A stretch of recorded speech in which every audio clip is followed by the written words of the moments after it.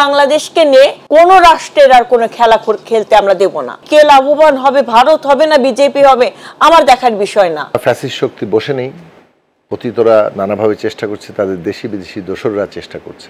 ষড়যন্ত্র এখনো অব্যাহত আছে। সেখানে ছাত্রলীগ যুবলীগের লোকেরা ছিল ইসকনের ব্যানারে। ফ্যাসিবাদকে আমরা গণতন্ত্র দিয়ে মোকাবেলা করতে চাই। ফ্যাসিস্ট ব্যবস্থার একটা শাসক গিয়েছে, ব্যবস্থাটা পুরোপুরি এখনো যায়নি। এইখানেই তো মানে ষড়যন্ত্রের গন্ধ আমরা খুঁজে পাচ্ছি।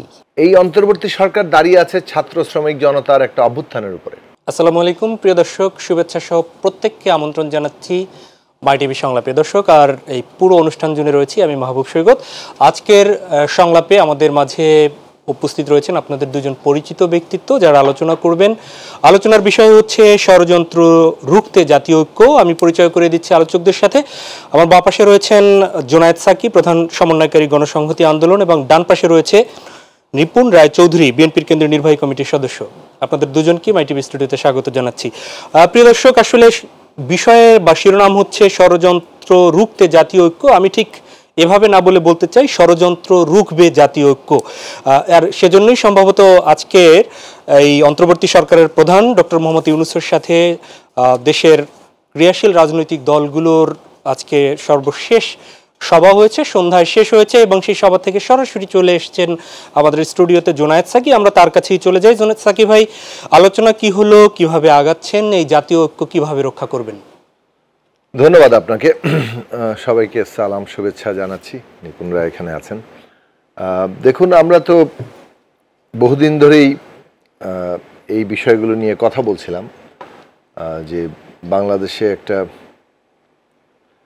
5ই আগস্ট পরবর্তী যে রাজনৈতিক উত্তরণের কাজ, সেই উত্তরণের কাজে আমাদের যথাসম্ভব একটা রাজনৈতিক ঐক্যমত্য থাকা দরকার। রাজনৈতিকভাবে পার্থক্য আছে দলগুলোর মধ্যে, মতাদর্শিক পার্থক্য আছে, সেই পার্থক্য তো নাই হয়ে যাবে না। কিন্তু জাতীয় প্রশ্নে এবং বিশেষত রাজনৈতিক উত্তরণের প্রশ্নে, ফ্যাসিবাদের বিরুদ্ধে যেহেতু আমরা সংগ্রাম করেছি, একটা গণতান্ত্রিক ব্যবস্থা প্রতিষ্ঠার প্রশ্নে, এবং এই আমাদের একটা ঐক্যের জায়গাটা রক্ষা করতে হবে। কেননা ফ্যাসিস্ট শক্তি বসে নেই, অতীতরা নানাভাবে চেষ্টা করছে, তাদের দেশি বিদেশি দোসররা চেষ্টা করছে, এবং সেটা আমরা দেখলাম যে নানাভাবে শুরু থেকেই একটা ক্যাম্পেইন চলছে বাংলাদেশের বিরুদ্ধে। তাতে অনেকগুলো ঘটনাও ঘটেছে এখানে, যে ঘটনাগুলোকে তারা কাজে লাগিয়েছে। এখন বরং বলা যেতে পারে যে এইসব ঘটনাগুলো কারা ঘটালো, ঘটনাগুলো যথেষ্ট ভালো তদন্ত করা উচিত। কারণ এইসব তদন্তে বের হয়ে আসতে পারে যে বাংলাদেশে একটা রাজনৈতিকভাবে একটা নির্দিষ্ট ব্র্যান্ডিং করার জন্য একদল উঠে পড়ে লেগেছে, এবং তারা এখানে নানা ধরনের হামলা করছে। যেমন আমাদের এখানে হিন্দু সম্প্রদায়ের বাড়িঘরে কিছু হামলা হয়েছে, পাহাড়ে আমরা হামলা হতে দেখেছি, আমাদের মাজারে হামলা হতে দেখছি। তো এইটা নির্দিষ্টভাবে বোঝা যায় যে এই সবগুলো ঘটনাই একটা নির্দিষ্ট পক্ষকে সাহায্য করছে, যেন বাংলাদেশ নিরাপদ নয়। এখানে নানা ধরনের কি বলে উগ্রবাদীরা জায়গা করে নিচ্ছে। এই যে একটা প্রচারণা, এই প্রচারণাকে এটাকে সাহায্য করছে। ফলে সেই বিষয়গুলো নিয়ে আমরা খুব সিরিয়াস হতে বলেছিলাম। একদিকে তো ষড়যন্ত্রমূলকভাবে হলেও সেটা আমাদের মানুষকে তো প্রোটেক্ট করতে হবে, নাগরিককে তো প্রোটেক্ট করতে হবে, সেটা একটা জরুরি কাজ। এবং অন্যদিকে জরুরি কাজটা হচ্ছে যে এই ষড়যন্ত্রটাকে উন্মোচন করা, কারা করছে সেটা যথাযথ তদন্তটা করা। সেই জায়গাগুলো নিয়ে আমরা করছিলাম। এবং একই সাথে এটা যখন বাড়ছে, এই বিশেষত সর্বশেষ চট্টগ্রামে এসে আমরা যা দেখলাম, যেভাবে একজন আইনজীবীকে হত্যা করা হলো, সাইফুল ইসলাম আলিফের কথা বলছি, তাকে যেভাবে নৃশংস কায়দায় হত্যা করা হলো, তাতে উদ্দেশ্যটা খুব পরিষ্কার হয়ে গেল যে এই হত্যা করা হয়েছে। এবং এখানে বেরিয়ে আসছে যে সেখানে ছাত্রলীগ যুবলীগের লোকেরা ছিল ইসকনের ব্যানারে, এবং এইভাবে তারা চাচ্ছিল যে মুসলিম সম্প্রদায়ের লোকরা উত্তেজিত হয়ে হিন্দু সম্প্রদায়ের উপরে হামলা করে, তাদের বাড়িঘরে আগুন দেয়। এবং এই কাজগুলো তখন তারা ছবি ভিডিও যুক্তরাষ্ট্রে কিংবা পশ্চিমা দেশগুলোর সামনে প্রচার করবে, যেমনটা তারা চেয়েছিল যে ডোনাল্ড ট্রাম্পের ছবি নিয়ে মিছিল করতে এবং সেটার উপর হামলা হলে সেই ছবি তাদের লিঙ্কে প্রচার করতে। কাজে এইটা খুব স্পষ্ট হয়ে গিয়েছিল। সেই কারণে আমরা বারবার এরপরে যেটা বলছিলাম যে আমাদের জাতীয় যে ঐক্য, পুরো দেশের মানুষ যে ঐক্যবদ্ধ, দেশের স্বাধীনতা সার্বভৌমত্ব রক্ষার প্রশ্নে দেশের বিরুদ্ধে যত ধরনের অপপ্রচার, মিস ইনফরমেশনের একটা প্রায় যুদ্ধ শুরু করে দেওয়া হয়েছে এইটার বিরুদ্ধে, এবং আমরা আমাদের দেশের মানে মানুষের নিরাপত্তা এবং একটা গণতান্ত্রিক উত্তরণের ক্ষেত্রে যে আমরা ঐক্যবদ্ধ, আমরা যে এই অসত্য মিথ্যা জিনিসগুলোকে সত্য দিয়ে মোকাবেলা করতে চাই, আমরা যে একটা সাম্প্রদায়িক উস্কানি হামলাকে একটা অসাম্প্রদায়িক কিংবা একটা সম্প্রীতির অবস্থান থেকে মোকাবেলা করতে চাই, ফ্যাসিবাদকে আমরা গণতন্ত্র দিয়ে মোকাবেলা করতে চাই, এই জায়গাটা সারা দুনিয়াকে আমাদের জানাতে হবে এবং সারা দেশের মানুষকে এই কারণে ঐক্যবদ্ধ করতে হবে। এই কথাটা আমরা বারবার বলছিলাম নানাভাবে, এবং সেটা আমরা দেখেছি যে সরকার শেষ পর্যন্ত সেই উদ্যোগটা গ্রহণ করেছেন, যে তারা বিভিন্ন অংশের সাথে প্রাথমিকভাবে বসছেন। যেমন গতকালকে তারা শিক্ষার্থীদের আন্দোলনে যারা ছিলেন, বিশেষভাবে বৈষম্য বিরোধী ছাত্র আন্দোলনের নেতৃবৃন্দ, তাদের সাথে বসছেন। আজকে তারা বিভিন্ন রাজনৈতিক দলের নেতৃবৃন্দের সাথে বসছেন, ফ্যাসিবাদ বিরোধী রাজনৈতিক দলগুলোর সাথে। সামনে তারা বিভিন্ন ধর্মীয় নেতৃত্বের সাথে যারা আছেন তাদের বসবেন। আমরা মনে করি যে অন্যান্য ছাত্র সংগঠন, বিশেষত ছাত্র যুবদের মধ্যে যারা লড়াই করেছে ছাত্র সংগঠন আকারে, যুব সংগঠন আকারে, তাদের সাথে বসা দরকার, কারণ তারা একটা গুরুত্বপূর্ণ আমাদের দেশের স্টেক হোল্ডার। আমাদের দেশে কৃষক শ্রমিকদের প্রতিনিধিদের সাথেও বসা দরকার, কারণ শ্রেণী পেশার মানুষও খুব গুরুত্বপূর্ণ অংশ। একই সাথে সাংবাদিক এবং পেশাজীবীদের প্রতিনিধি, সিভিল সোসাইটির প্রতিনিধিদের সাথে বসা দরকার। এইগুলো স্টেক হোল্ডার। এবং আমরা যেটা একই সাথে মনে করি যে আমাদের একটা ন্যাশনাল ইউনিটি তৈরি হবে সবাইকে যুক্ত করার মধ্য দিয়ে। সেই প্রস্তাবগুলো আমরা রেখেছি আজকে, যে আমাদের এই সমস্ত স্টেক হোল্ডারের পাশাপাশি রাষ্ট্রের প্রতিষ্ঠানগুলো স্টেক হোল্ডার সহ একটা যৌথ সভা, একটা জাতীয় সভা আমরা করতে পারি কিনা, এবং একই সাথে এই স্টেক হোল্ডারদের নিয়ে একটা ন্যাশনাল পলিটিক্যাল কাউন্সিলও করা যায় কিনা, যাতে করে আমরা এই জরুরি জাতীয় পরিস্থিতিগুলো মোকাবেলা করতে পারবো। রাজনৈতিক উত্তরণের যে কর্মটা, সেটাও সরকারের সাথে ঘনিষ্ঠ যোগাযোগের মধ্যে দিয়ে সেটাকে সম্পন্ন করতে আমরা সহায়তা করতে পারবো। এই প্রশ্নগুলো সামনে এসছে, এবং এই প্রশ্নগুলো আজকের আলোচনার মধ্যে দিয়ে যেভাবে সরকারের পক্ষ থেকে মাননীয় প্রধান উপদেষ্টা এবং তাদের উপদেষ্টাবৃন্দ শুনেছেন এবং ব্রিফও করেছেন, তা থেকে বোঝা যায় যে এইটা একটা সিরিয়াসলি তারা এটা গ্রহণ করেছেন। আমরা একই সাথে বলেছি যে আমাদের জাতীয় ঐক্যের একটা মানে প্রকাশ ঘটানোর জন্য, মানুষকে ঐক্যবদ্ধ করার জন্য একটা দিন আমরা 1 ঘন্টা কি 2 ঘন্টা সারা দেশের মানুষকে আমরা আহ্বান জানাই, যার যার জায়গা থেকে, বাড়িতে সামনে দাঁড়িয়ে, মসজিদে, মন্দিরে, বিভিন্ন প্রতিষ্ঠানের সামনে, যেখানে কর্মরত আছেন, তারা ওই সময়টাতে বেরিয়ে আসবেন এবং তারা জাতীয় পতাকা হাতে আমাদের সারা দেশের মানুষের যে ঐক্যের জায়গাটা, সেটাকে সামনে আবার ঊর্ধ্বে তুলে ধরবেন। তো এই ধরনের নানা প্রশ্নে আলোচনা হয়েছে। ভারতের যে ধরনের অব্যাহত তাদের মিডিয়ার যে তৎপরতা আমরা দেখছি, এমনকি তাদের সরকার, যে বিজেপি এবং সরকার, তাদের দিক থেকে যে ধরনের তৎপরতা চলছে, তাতে বাংলাদেশের স্বার্থের প্রশ্নটাকে আমাদের সমন্বিতভাবে তুলে ধরতে হবে।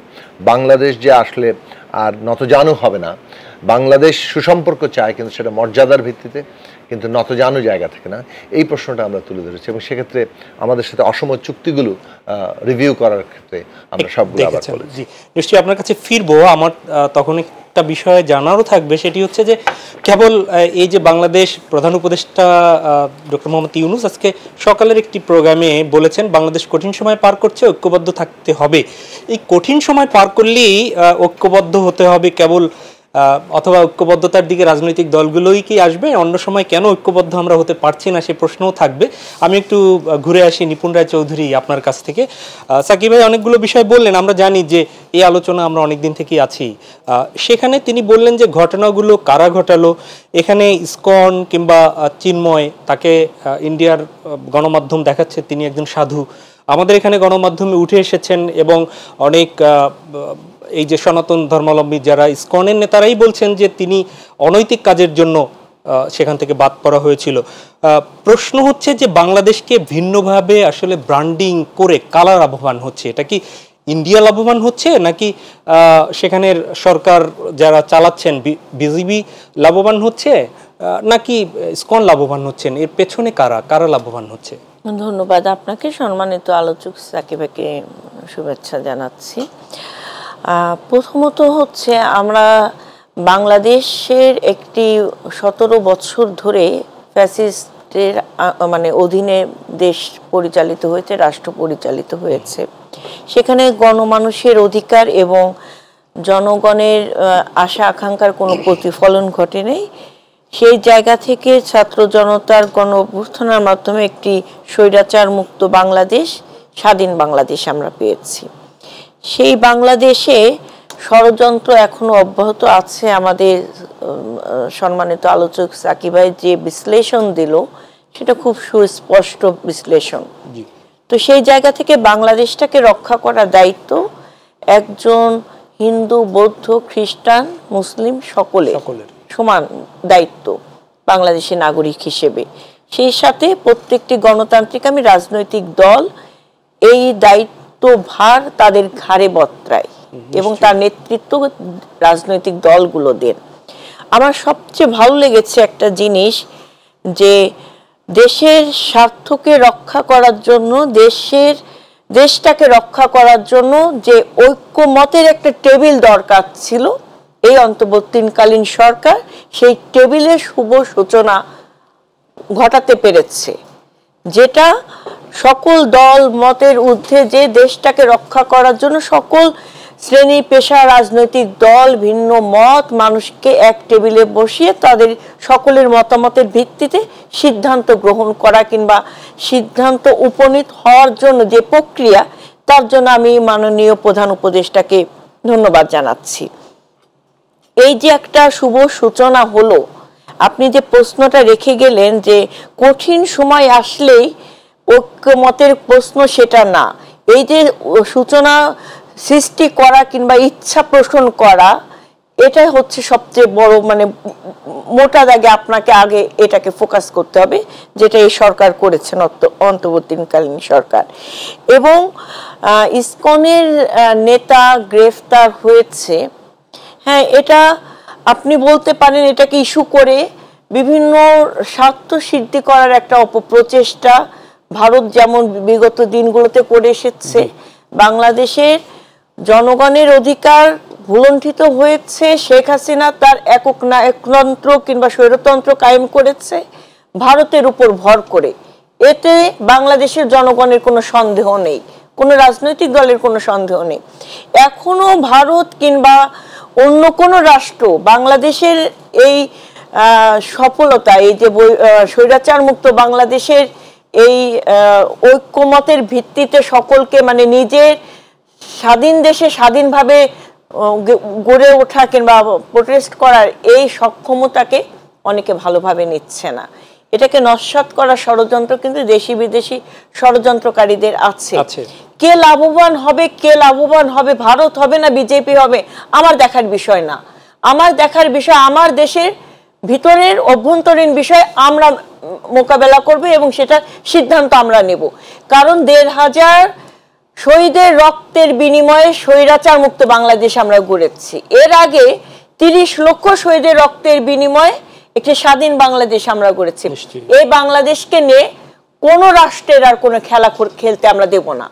এটা আমাদের যেমন স্বাধীনতা, সার্বভৌমত্ব রক্ষা করা আমাদের দায়িত্ব এবং জনগণের অধিকার প্রতিষ্ঠা করে জনগণের সরকার অর্থাৎ জনগণের রাষ্ট্র জনগণের হাতে ফিরিয়ে দেয়া, এটাও আমাদের নৈতিক দায়িত্ব। সেটা কিভাবে করব, এটা বাংলাদেশের জনগণ, বাংলাদেশের সকল গণতান্ত্রিক রাজনৈতিক দল সেটা বিবেচনা করবে এবং সেই বিবেচনা মাথায় রেখে ঐক্যমতের ভিত্তিতে আমরা শান্তি শৃঙ্খলার সাথে এগিয়ে যাব, এটাই প্রত্যাশা। জি, নিশ্চয়ই আপনার কাছে ফিরবো। আমি আবারও সাকিব ভাই আপনার কাছে ফিরি। এটি ছোট্ট করে উত্তর নেই, তারপরে হয়তো অন্য প্রশ্নের জায়গায় যাব। সেটি আমি আগেই বলেছিলাম যে যখন আমরা বিপদ দেখি তখন ঐক্যবদ্ধ হই। এরকম ঐক্যবদ্ধ কিন্তু ৫ আগস্টের পরে একাধিকবার দেখেছি। যখনই একটু ৫ আগস্টের পরে স্বৈরাচার বিরোধী আন্দোলনে আপনারা একসাথে ছিলেন, তারা ৫ আগস্টের পরে নিজেদের মতো করে আবার বলা শুরু করেছিলেন। কিন্তু সেখানে আবার যখন শাহবাগের কেউ নামতে চেষ্টা করলো, যখন প্রেস ক্লাবের সামনে নামতে চেষ্টা করলো, আবার দেখলাম ঐক্যবদ্ধ হয়েছেন। সেখানে না হয় এখন এই চিন্ময় সাধুর এই বিষয়ে আসার পরে আবার ঐক্যবদ্ধ হওয়ার কথা আপনারা বলছেন। প্রশ্ন হচ্ছে যে আসলে অনৈক্যটা তৈরি হয় কেন? দেখুন, রাজনৈতিক দল তো বিভিন্ন মানে মতাদর্শের উপর কাজ করছে, তাদের তো রাজনৈতিক দৃষ্টিভঙ্গিগত অনেকগুলো প্রশ্নে পার্থক্য আছে। সেই পার্থক্য তো নাই হয়ে যায়নি, এবং সে কারণেই রাজনৈতিক দলের মধ্যে অনেকগুলো প্রশ্নের দ্বিমত হবে। জনগণকে জয় করে যারা এগিয়ে যেতে পারবেন তারাই এগোবেন, এটাই তো গণতন্ত্রের নিয়ম। কিন্তু আমরা তো একটা ফ্যাসিস্ট ব্যবস্থার বিরুদ্ধে লড়াই করেছি একসাথে, ওই প্রশ্নে আমরা ঐক্যবদ্ধ জায়গায় ছিলাম যার যার অবস্থান থেকে, যে আমাদের সকলেরই সাধারণ লক্ষ্য কিংবা শত্রু বলেন যে এই ফ্যাসিস্ট ব্যবস্থা থাকলে আমরা আর বাংলাদেশ এগোতে পারবে না, কাজে এই ব্যবস্থাটার পতন ঘটাতে হবে, এটা ছিল সাধারণ লক্ষ্য। এই লক্ষ্যে যার যার অবস্থান থেকে লড়াই করা হচ্ছে। ফ্যাসিস্ট ব্যবস্থার একটা শাসক গিয়েছে, ব্যবস্থাটা পুরোপুরি এখনো যায়নি, ফলে ব্যবস্থার পরিবর্তনের লড়াইটা চলছে। এখন এখানে তো এই পর্বে এসে রাজনৈতিক মতাদর্শিক অবস্থানগত যে পার্থক্যগুলো আছে সেগুলো একটা প্রতিফলন ঘটতে থাকবে। কারণ আপনি একটা ব্যবস্থা বদল বলতে কি বোঝেন, এই ক্ষেত্রে তো সবার একই রকম চিন্তা জায়গা থাকছে না। ফলে এই ব্যবস্থার সাথে রাজনৈতিক বিষয় যুক্ত আছে, অর্থনৈতিক বিষয় যুক্ত আছে, সামাজিক সাংস্কৃতিক প্রশ্ন যুক্ত আছে, ইতিহাস যুক্ত আছে। ফলে অনেকগুলো দিক থেকেই এটার এক একজনের দৃষ্টিভঙ্গির প্রতিফলন ঘটবে, যে আমরা যখন এক ব্যবস্থার বদলে আরেক ব্যবস্থা চাইছি।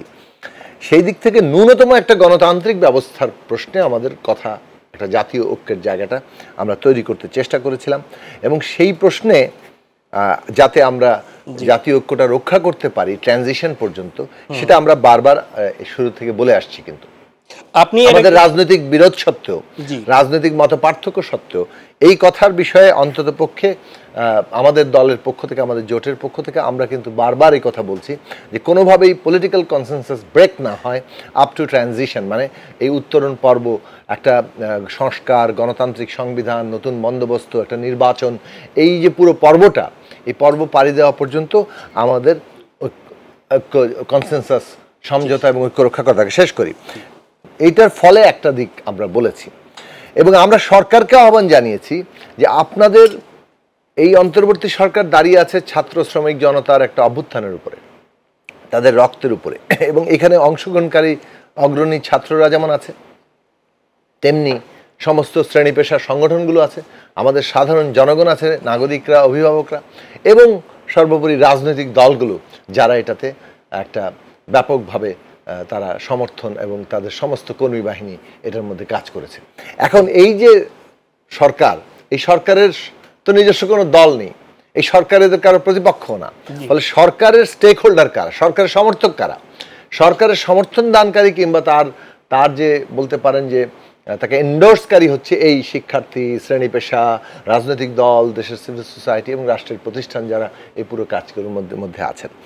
এই সমর্থনকারীদের কিংবা তার যে স্টেক হোল্ডার, তাদের নিয়ে আমরা বলেছিলাম যে একটা ন্যাশনাল পলিটিক্যাল কাউন্সিল করেন। এরা বলেছি প্রায় আমার ধারণা যে অন্তত পক্ষে 1.5 মাসের উপরে সময়, প্রায় 2 মাসের কাছাকাছি হয়ে গেছে।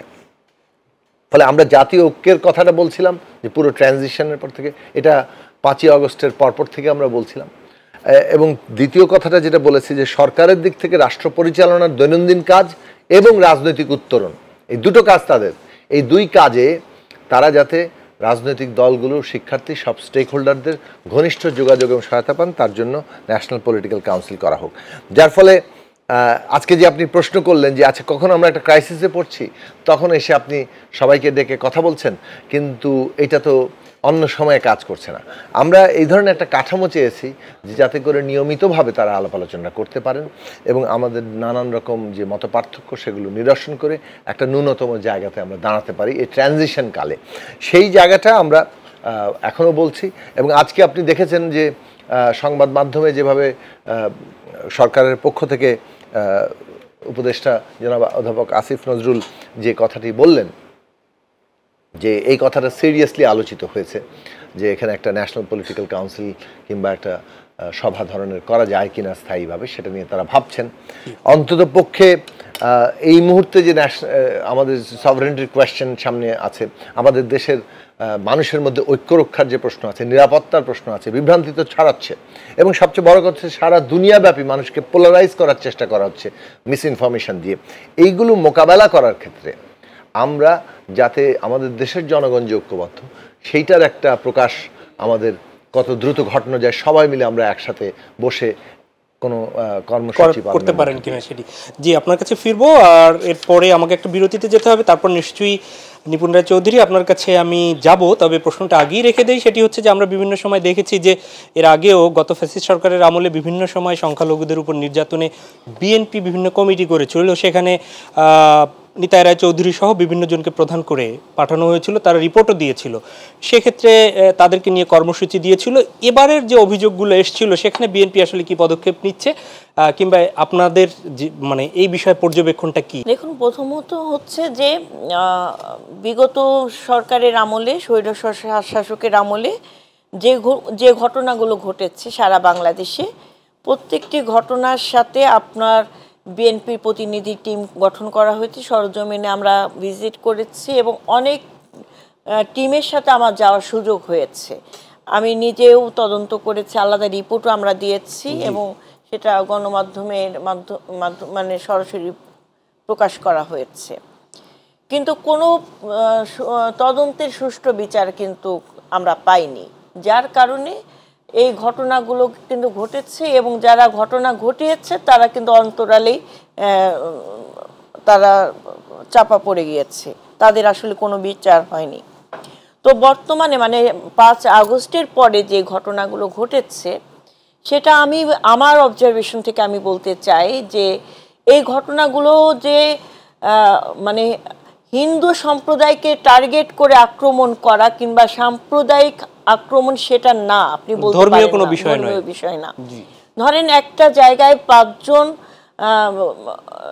আওয়ামী লীগের নেতার বাড়িতে আক্রান্ত হয়েছে, সেই জায়গায় একজন কট্টরপন্থী হিন্দু যিনি আওয়ামী লীগের নেতা হিসেবে পরিচিত তার বাড়িতে আক্রমণটা হয়েছে, সেটাকে আপনি হিন্দু আক্রমণ বলতে পারেন না, একটা ব্যক্তি দলীয়গতভাবে আক্রমণ হয়েছে। আক্রমণ যে কিছু হয়নি এটা অস্বীকার করার কিছু না, কিছু হয়েছে, কিন্তু এই ঘটনাগুলোকে যেভাবে প্রচার করা হচ্ছে মূলত সেই প্রচারগুলো যে অপপ্রচার কিংবা বাংলাদেশটাকে নিয়ে যে একটা হিন্দু এবং মুসলিমের ভিতরে একটা দাঙ্গা বাঁধাই দেওয়ার প্রচেষ্টা, অপপ্রচেষ্টা, সেটা স্বৈর শাসক মানে ফ্যাসিবাদের দোসররা হোক, দেশি বিদেশি ষড়যন্ত্রকারী, এরা কিন্তু এর মদতদাতা।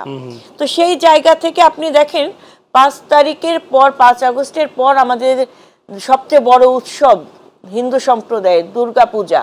সেই দুর্গাপূজা কিন্তু 18 বছর বলেন এর আগের যত সরকার আছে সবচেয়ে নিরাপত্তার সাথে উৎসাহের সাথে এবার কিন্তু দুর্গাপূজা আমরা পালন করেছি। কিন্তু এই দুর্গাপূজাকে কেন্দ্র করে কি প্রচার করা হয়েছিল যে বাংলাদেশের হিন্দুরা পূজা করতে ভয় পাচ্ছে, ঘট পূজা করে শেষ করে দিতে চাচ্ছে। বিষয়টা কি তা দাঁড়িয়েছে? কোনো জায়গায় আপনি নেতিবাচক কোনো কথা পেয়েছেন? পান নাই। 2-1টা ঘটনা পূজার আগে ঘটানোর চেষ্টা করা হয়েছে, সেগুলো কিন্তু তদন্ত করে সরজমিনে সেগুলো ব্যবস্থা গ্রহণ করা হয়েছে। এখন এর পরবর্তীতে যেমন কিছু হিন্দু বৌদ্ধ ঐক্য পরিষদ, তারপরে বিভিন্ন ব্যানারে এই যে সংখ্যালঘুর উপর হামলা, আক্রমণ, নির্যাতন, এই বিষয়গুলো আসছে। আমরা কিন্তু 5 আগস্টের পর বিভিন্ন জায়গায় আমাদের নেতৃবৃন্দরা কিন্তু সবাই কিন্তু, আমি বলবো না শুধু যে বিএনপি তা না, প্রত্যেকটি রাজনৈতিক দল এবং সাধারণ জনগণ এবং ছাত্র জনতা খুব মানে বিচক্ষণতার সাথে কিন্তু এই ষড়যন্ত্রগুলোকে আমরা মোকাবেলা করেছি এবং আইন শৃঙ্খলা বাহিনীকে যতটা সহযোগিতা করা সেটা সহযোগিতা করেছি। এবং এমন কোনো ঘটনা নাই যে বিচ্ছিন্ন, যে আমি বললাম যেখানে 5টা মুসলিম আওয়ামী লীগ যেখানে আক্রান্ত হয়েছে সেখানে একজন হিন্দু আওয়ামী লীগ নেতা আক্রান্ত হয়েছে, এর বাইরে কোনো কিছু না। আসলে আমি একটু জানতে চাই আপনার পর্যবেক্ষণ, সেটি হচ্ছে যে বাংলাদেশের রাজনৈতিক অঙ্গনে গয়েশ্বরচন্দ্র রায় অত্যন্ত পরিচিত ব্যক্তি। 29 অক্টোবর সম্ভবত অথবা 30 অক্টোবর গত বছরের তিনি যাত্রাবাড়িতে মারাত্মক রূপে তাকে আহত করা হয়, জুলাইতে আক্রান্ত করা হয়েছিল। আপনি নিপুণ রায় চৌধুরী রাজনীতিতে আছেন, সেখানে আপনিও আক্রান্ত হয়েছেন। এক চিন্ময় কৃষ্ণ সে রাষ্ট্রদ্রোহী মামলায় গ্রেপ্তার হওয়ার পরে ভারত যে প্রতিক্রিয়া দেখালো, তো এই যে গয়েশ্বরচন্দ্র রায় কিংবা নিপুণ রায় চৌধুরী তাদের বেলায় এই আগ্রহটা বা এই প্রতিক্রিয়াটা আমরা দেখতে পাইনি কেন? আপনার কি মনে হয়? এখানেই তো মানে ষড়যন্ত্রের গন্ধ আমরা খুঁজে পাচ্ছি। ঠিক আছে, সেটা হচ্ছে যে চিন্ময় দাস তিনি গ্রেফতার হয়েছেন, তার নামে অনেকগুলো, আমি পত্রপত্রিকায় দেখেছি যে ক্রিমিনাল অফেন্স আনা হয়েছে, তার ভিত্তিতে তাকে গ্রেফতার করা হয়েছে। আমাদের এই সমাজে এবং রাজনৈতিক পরিমণ্ডলে কিন্তু অনেক হিন্দু নেতা আছে, আপনি যেমন 2 জন নাম বললেন, এরকম আরো অনেক নেতারা আছেন। হ্যাঁ, তাদের নামে তো কোনো গ্রেফতারি পরোয়ানা কিংবা তাদের কোনো ক্রিমিনাল অফেন্স এখন পর্যন্ত 5 আগস্টের পর সেইভাবে করে তো ফলো করে তো আসে নাই। কেন চিন্ময় বাবুকে এই ক্রিমিনাল অফেন্সগুলো আনা হয়েছে, কেন গ্রেফতার করেছে তিনি, তার মামলা এখন বিচারাধীন অবস্থায় আছে, এটা নিয়ে আমি আলোচনা করতে চাই না, যেহেতু এটা বিচারাধীন। এটা স্বরাষ্ট্র মন্ত্রণালয় থেকে যদি আপনি প্রশ্ন করেন ভালোভাবে উত্তর পাবেন, কারণ গোয়েন্দা সংস্থার অনেক ব্যাপার আছে। এবং এই 5 আগস্টের পরবর্তী যে একটা মানে ষড়যন্ত্র, যে এই সরকারকে মানে এই সফলতাকে নস্যাৎ করার যে ষড়যন্ত্র এবং সরকারকে ব্যর্থ করার যে ষড়যন্ত্র, সেটা কিন্তু চলমান। এখন আমাদের জায়গাটা কি? আমাদের জায়গাটা হলো, এই সরকার যদি ব্যর্থ হয়, বাংলাদেশ কিন্তু ব্যর্থ হয়ে যাবে এখন। কারণ এই সরকারের কাছে যে অর্পিত দায়িত্ব বাংলাদেশের জনগণ এবং সকল রাজনৈতিক দল দিয়েছে, সেটা হচ্ছে কি, জনগণের অধিকার জনগণের হাতে ফিরিয়ে দেওয়া পর্যন্ত এই সরকারকে আমরা সহযোগিতা করব। এই কারণেই করব, কারণ ভোটের মাধ্যমে সরকারের পালা বদল আসবে, নতুন সরকার, যেটা ভাই বলল যে ট্রানজিট পিরিয়ড পর্যন্ত আমাদের সকলকে ঐক্যমতে থাকতে হবে, কারণ এটা রাষ্ট্রকে রক্ষা করার জন্য, বাংলাদেশটাকে রক্ষা করার জন্য, গণতন্ত্রকে রক্ষা করার জন্য আমাদেরকে ঐক্যমতের থেকে সকল ষড়যন্ত্রকে মোকাবেলা করতে হবে। সেই জায়গা থেকে আমি হিন্দু সম্প্রদায়ের যারা এখনো মনে করছেন যে চিন্ময় বাবু তিনি হিন্দুদের অধিকার প্রতিষ্ঠার লড়াইয়ে আওয়াজ তুলেছেন বিধায় তাকে গ্রেফতার করা হয়েছে, বিষয়টা তা না। আপনারা আরও চিন্তা ভাবনা করবেন, এর পিছনে অনেক ইস্যু আছে, অনেক ইস্যু আছে, যে ইস্যুগুলো নিয়ে ভাবার বিষয় আছে। কারণ এক চিন্ময় বাবুকে কেন্দ্র করে সব কিছু মানে আপনাকে ঘোলাটে করা যাবে না। এখানে আমাদের খুব ঠান্ডা মাথায়, বিচক্ষণতার সাথে, সতর্কতার সাথে পা ফেলতে হবে সকল সম্প্রদায়ের মানুষকে, সকল নাগরিককে, এবং সকল রাজনৈতিক দল এবং ভিন্ন মত, মানে সকল মতের মানুষকে ঐক্যবদ্ধভাবে এই মোকাবেলা করতে হবে। এই কারণে, কারণ আমরা কিন্তু স্বৈরাচার পতন আংশিক বিজয় অর্জন করেছি, পূর্ণাঙ্গ বিজয় তখনই অর্জন হবে যখন জনগণ ভোট প্রয়োগের মাধ্যমে জনগণের সরকার প্রতিষ্ঠা করতে পারবে। তো সেই প্রতিষ্ঠিত মানে সেই বিজয় অর্জন না করা পর্যন্ত আমরা যদি ষড়যন্ত্রে পা ফেলে দিই, মানে তাদের ফাঁদে পা ফেলে দিই, তাহলে আমাদের এই যে ত্যাগ, এই যে আপনার জীবনের বিনিময়ে যে স্বৈরাচার মুক্ত বাংলাদেশ, এই সফলতা ব্যর্থ হয়ে যাবে। মানে সেখানে তখন কি হবে, যে বাংলাদেশ যদি ব্যর্থ হয়, আমি নিপুণ রায়চৌধুরী মরে গেলাম না পচে গেলাম, তাতে কিছু যায় আসবে না। কিন্তু আমি যদি আমার দেশ রক্ষাতে যদি আমি আমার নিজের সর্বোচ্চ স্বার্থ বিসর্জন দিয়ে দেশের জন্য যদি সকলে ঐক্যবদ্ধ থাকি, ষড়যন্ত্রকে রুখে দিতে পারি, তাহলে কিন্তু দেশ রক্ষা হলে, গণতন্ত্র ফিরে আসলে কিন্তু আমার আপনার সকলের অধিকার প্রতিষ্ঠা হবে। তার জন্য আমি হিন্দু, আমার অধিকার প্রতিষ্ঠা করার জন্য আমাকে আওয়াজ তুলতে হবে না। আপনার অধিকার তখনই প্রতিষ্ঠা হবে যখন আপনি জনগণের সরকার প্রতিষ্ঠা করতে পারবেন, কারণ আপনি তো নাগরিক। আপনি হিন্দু বলে, সংখ্যালঘু বলে নিজেকে তুচ্ছ ভাবার কোনো কারণ নাই। আপনার অধিকার আপনাকেই প্রতিষ্ঠা করতে হবে, সেটা গণতান্ত্রিক পন্থার মাধ্যমে। নিশ্চয়ই সেই গণতান্ত্রিক পন্থা আমরা সবাই চাই। জোনায়েদ সাকি, নিপুণ রায়চৌধুরী যেমনটা বললেন, হিন্দু বৌদ্ধ খ্রিস্টান ঐক্য পরিষদ, দেশের প্রশ্নে আসলে তারা এখন কোথায়? তাদের সেই ভূমিকাটা আমরা ঠিক দেখছি না।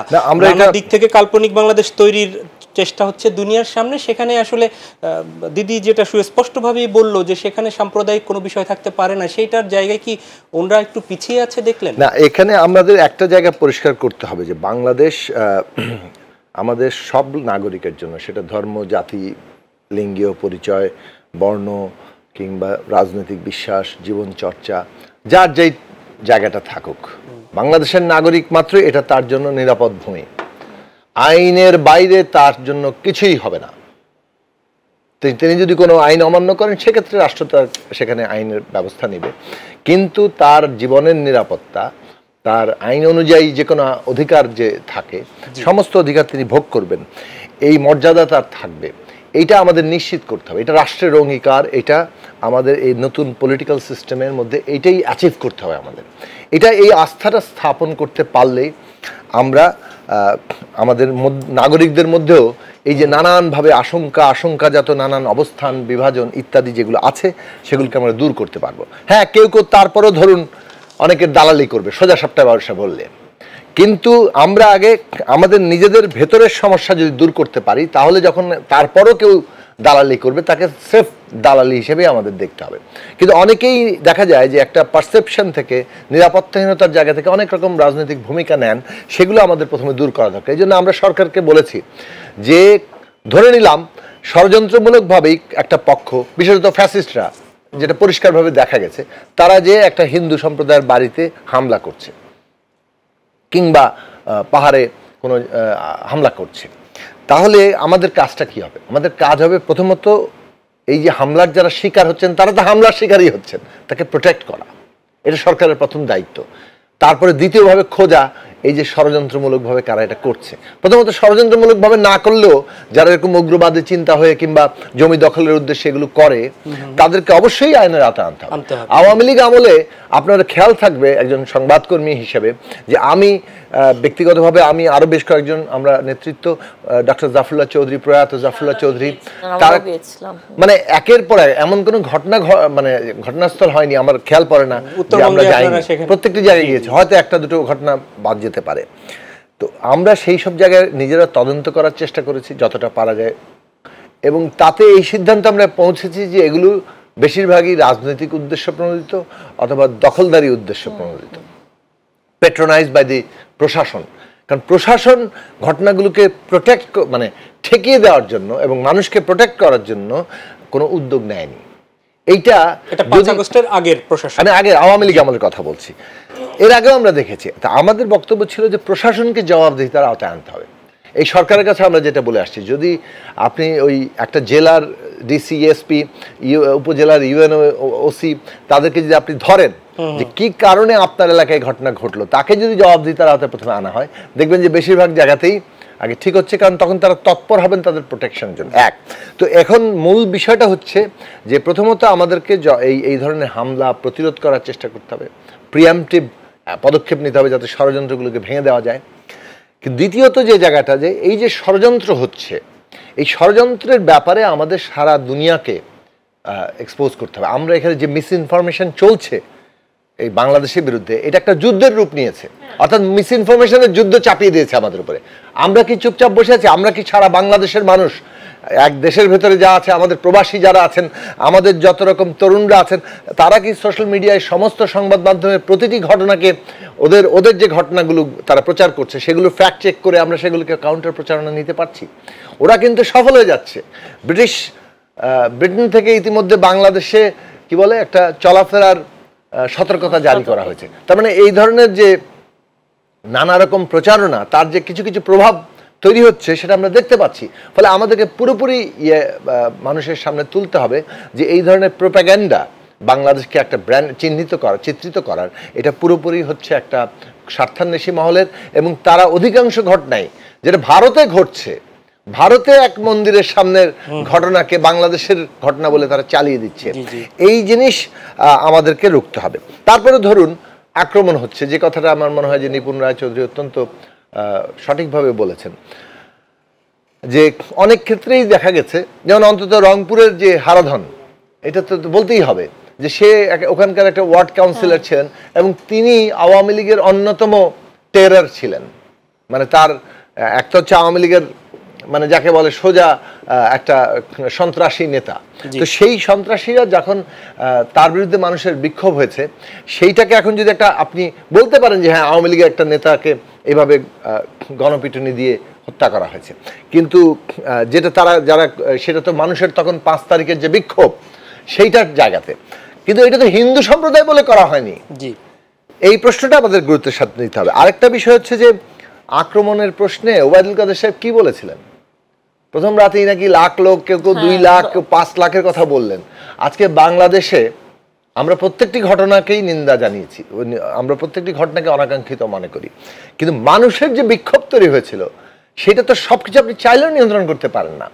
এখন অনেকগুলো ঘটনা, কয়েকটি ঘটনা ঘটেছে, কিন্তু যদি ওবায়দুল কাদেরের এস্টিমেশন থেকে আপনি এখনকার ঘটনার তুলনা করেন, এটা কিছুই না। ফলে বরং আওয়ামী লীগের লোকজন, মানে ব্যাপারটা এরকম, তাদের কথা অনুযায়ী ঘটলো না কেন বাংলাদেশে, বাংলাদেশে কেন হিন্দু বাড়ি আগুন দিয়ে জ্বালিয়ে দেওয়া হচ্ছে না, এটাতেই মনে হচ্ছে যে তাদের বিক্ষোভ, এবং সে কারণে জোর করে সেটা ঘটানোর চেষ্টা করছে, 1 নম্বর।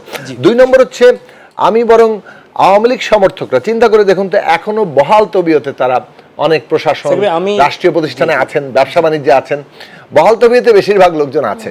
আমরা তাদেরকে বলবো যে আপনারা কি চাচ্ছেন? বাংলাদেশের মানুষকে যেভাবে খেপিয়ে তুলছেন, তাতে আপনাদের মনে হচ্ছে যে এই অবস্থানগুলো সব আরো বড় একটা সংঘাতের জায়গা, তো সম্ভবত তারা সেটা চাইছে, এবং এটা চাইছে কারা, পরিষ্কারভাবে বোঝা যাচ্ছে যে শেখ হাসিনা ক্ষমতাচ্যুত হয়ে এখন বাংলাদেশটাকে একটা ধ্বংসের দিকে, গৃহযুদ্ধের দিকে, এমনকি তার দলের নেতাকর্মীরাও যাতে একটা বড় বড় একটা বিপদের মুখে পড়ে সেটার জন্য চেষ্টা করছেন। ফলে সবাই আজকে একটা সত্যিকার অর্থে বাংলাদেশের স্বার্থে ঐক্যবদ্ধ হওয়া দরকার, যে 1-2 ব্যক্তি কিংবা একটি পরিবারের যেভাবে তারা এখন উন্মত্ত হয়ে একটা বাংলাদেশকে ধ্বংস করার জায়গায় নেমেছে। দিদি, ভারতের মিডিয়াগুলো অনেক মিডিয়াকে গদি মিডিয়া হিসেবে বলে থাকে বিশ্বের বিভিন্ন জায়গায়।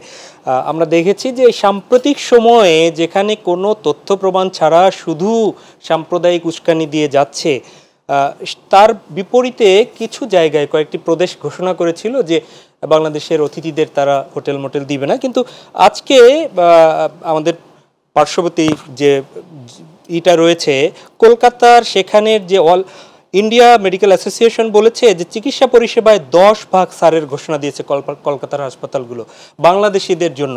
এটা আসলে এই মুহূর্তে কিভাবে দেখছেন? আমাদের এই যে এত অপপ্রচারের মধ্যে এরা বলল যে না, তাদের জন্য অতিথির জায়গাটা বন্ধ হবে না।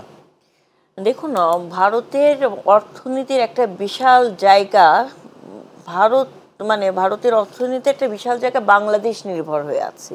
সেটা চিকিৎসা খাত, খুবই গুরুত্বপূর্ণ একটা অর্থনৈতিক সেক্টর। সেটা ভারতে, বাংলাদেশের আপনার যারা পেশেন্টরা আছেন ভারতে যে চিকিৎসা নেন, তাদের উপর কিন্তু অনেক বড় একটা ডিপেন্ড করে আছে। ঠিক একইভাবে আপনার গার্মেন্টস সেক্টর বলেন কিংবা অন্যান্য সেক্টর, এটাও কিন্তু বাংলাদেশের উপর নির্ভর করে আছে। তো এটা থাকতেই পারে রাষ্ট্রের সাথে রাষ্ট্রের এবং বন্ধু রাষ্ট্র, এটা রাষ্ট্রের সাথে রাষ্ট্রের একটা অর্থনৈতিক সম্পর্ক, তারপর বাণিজ্যিক সম্পর্ক, এটা থাকবে, এটা স্বাভাবিক। আমরা ওই জায়গাটাই চাই যে আমাদের বন্ধু রাষ্ট্র, আমরা চাইলে ভারত আমার বন্ধু রাষ্ট্র না, এটা আমরা কখনোই বলতে পারবো না।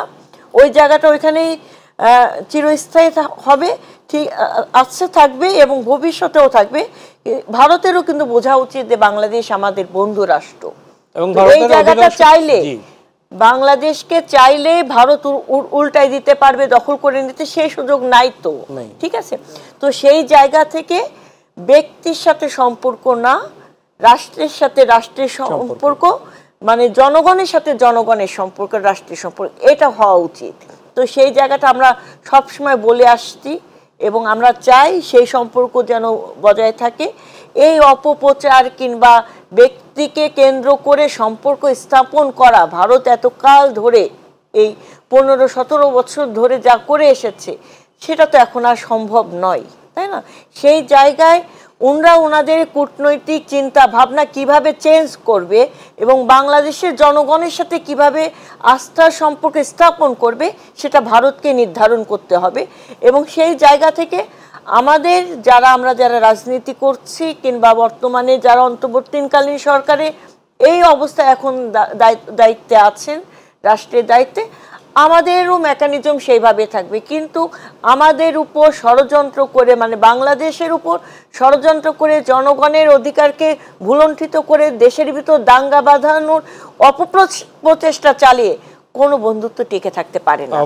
দেশের স্বার্থ আগে আমাদের কাছে, তারপর আমাদের বন্ধু রাষ্ট্রের সাথে সম্পর্ক কেমন হবে সেটা সম্পর্কের উপর স্থাপন করব আমরা। জি, অনেক ধন্যবাদ দীপন রায় চৌধুরী। একদমই অল্প কথায় জানতে চাচ্ছি, 10 তারিখ ঢাকাতে আসবেন ভারত রাষ্ট্র পররাষ্ট্র সচিব বিক্রম মিস্ত্রি। কি ইতিবাচক কতটুকু বয়ে আনবে এই সফর এই বর্তমান আলোচনার যে প্রেক্ষাপটে, কিংবা এই অপপ্রচার বন্ধে এই সফর কতটা ভূমিকা রাখবে বলে মনে করছেন? খুবই ছোট্ট। আমরা প্রথম থেকে বলে এসেছি যে আমরা কিন্তু খুব ন্যায্য জায়গায় আছি। আমরা বারবার বলেছি ভারতের সাথে আমরা সুসম্পর্ক চাই, কিন্তু সেটা ন্যায্যতার ভিত্তিতে, সেটা অধিকার মর্যাদার ভিত্তিতে, এবং এইটা কোনো নতজানু হয়ে বাংলাদেশ সে জায়গায় যেতে, এটাই মানুষের রায়, মানুষের আকাঙ্ক্ষা। কাজেই সেই দিক থেকে আমরা সুসম্পর্কের ক্ষেত্রে বাংলাদেশ কিন্তু খোলা দরজা ছিল, যে আমরা আমাদের মর্যাদা এবং আমাদের অধিকার, আমাদের ন্যায্য প্রাপ্য যেগুলো আছে, নদীর পানি, সীমান্ত, বাণিজ্য, বিভিন্ন ক্ষেত্রে, সেই জায়গা থেকে ভারত পররাষ্ট্র সচিব আসছেন। ভারত কিন্তু বরং কিছুটা মানে দীর্ঘসূত্রিতা করছিল আমাদের প্রধানমন্ত্রী পর্যায়ে, প্রধান উপদেষ্টা পর্যায়ে বৈঠকের ক্ষেত্রে, দ্বিপাক্ষিক আলোচনার ক্ষেত্রে। সেদিক থেকে আমি মনে করি যে পররাষ্ট্র সচিব আসছেন, আলাপ আলোচনা হবে, এবং তাদের নিজেদের দেখা উচিত যে কী ঘটছে এখানে আসলে বাংলাদেশে, সেইটা পরিষ্কার হওয়া উচিত। বাংলাদেশের দিক থেকে বারবার এই কথাটা বারবার জানানো দরকার যে বাংলাদেশ বিরোধী যে প্রচারণা চলছে এটা আপনাদের বন্ধ করা উচিত, এবং আমাদের যে সমস্ত দ্বিপাক্ষিক স্বার্থ সংশ্লিষ্ট প্রশ্নে যেখানে বাংলাদেশের স্বার্থ ক্ষুণ্ণ হয়েছে সেই জায়গাগুলো নিয়ে বাংলাদেশের ক্লেম করা উচিত, এবং এইগুলো সমাধান হওয়ার ভিত্তিতে যে আমাদের জায়গাটা হবে সেটা ঠিক করা উচিত, যে এটা সুসম্পর্ক হবে ওইটার ভিত্তিতে। ভারতের যেমন বাংলাদেশে অনেক স্টেক আছে, বাংলাদেশেরও স্টেক আছে, আমরা অনেক কিছু আমদানি করি, কিন্তু ভারতও কিন্তু এই যে বাংলাদেশ হচ্ছে 4th রেমিটেন্স সরবরাহকারী দেশ ভারতের জন্য। ভারতের প্রচুর মানে এস্টাবলিশমেন্ট, ব্যবসা বাণিজ্য বাংলাদেশের ক্রেতাদের উপরে, চিকিৎসা থেকে শুরু করে অনেক কিছু নির্ভরশীল। সুতরাং ওই দুই দিক থেকেই এটা একতরফা নয়। ফলে ভারতের এটা বোঝা উচিত যে এইখানে আর পুরনো নীতি দিয়ে চলবে না, বাংলাদেশ যেমন পুরনো নীতিতে আর চলছে না, এই বাস্তবতা তাদের মেনে নিয়েই ভবিষ্যতের সুসম্পর্কে জায়গাটা করতে হবে, তখনই সত্যিকার জনগণের সাথে জনগণের সুসম্পর্ক তৈরি হবে। রিপুন রায় চৌধুরী, একদম 30 সেকেন্ডে যদি দর্শকের জন্য কোনো কথা থাকে এই সৌহার্দ্য বজায় রাখার জন্য একটু বলবেন। এই সৌহার্দ্য আমি বলবো যে দেশ রক্ষার জন্য, দেশের স্বাধীনতা সার্বভৌমত্ব রক্ষার জন্য, গণতন্ত্রকে পুনঃপ্রতিষ্ঠা করার জন্য আমরা যারা বাংলাদেশি মানে বাংলাদেশের নাগরিকরা, আমরা যেন সকলে ঐক্যবদ্ধ থাকি দেশের সাথে, জনগণের সাথে। অনেক ধন্যবাদ রিপুন রায় চৌধুরী এবং অসংখ্য ধন্যবাদ জোনায়েদ সাকি, আপনাদের দুজনকে। প্রিয় দর্শক, এই ছিল আমাদের আজকের আয়োজন। দেখা হবে পরবর্তীতে। আমাদেরও আহ্বান হচ্ছে, আসুন ঐক্যবদ্ধ থাকি দেশের সাথে, সবার আগে দেশ। আল্লাহ হাফেজ।